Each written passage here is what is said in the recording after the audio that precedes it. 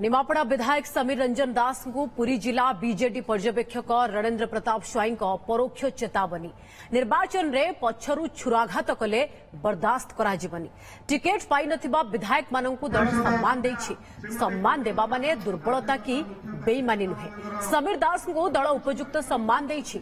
BJP रे समीर दास को शताधिक समर्थक जोग देबा परे गतकाली बीजेडी एक कर्मकर्ता सम्मेलन रे परोक्ष रे एमिति चेतावनी सुनाइबा सह दल रे विभ्राट सृष्टिकारी उपरे कार्यानुष्ठान हेबो बोली कहिसंती रणेन्द्र प्रताप स्वाई एथिसह निमापड़ार बीजेडी नेता और कर्मी को एकाठी होई निर्वाचन लड़िबाकू गुरु मंत्र दैछंती बीजेडी कर्मकर्ता सम्मेलन रे उपस्थित थिले निमापड़ा विधायक प्रार्थी दिलीप नायक तांकू टिकेट देबा परे समीर दास को समर्थकक भितरे प्रबल असंतोष देखा दैछि सेपटे समीर दास को समर्थक कहते जून 4 तारिख रे निमापड़ा भोटर यार जवाब देवे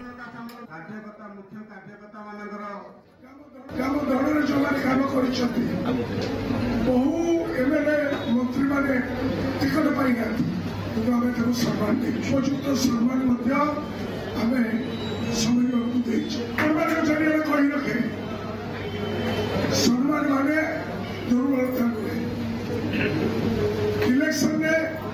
कौन प्रकार पछर छुरिकाघात कार्यक्रम को काले हमें बर्दास्त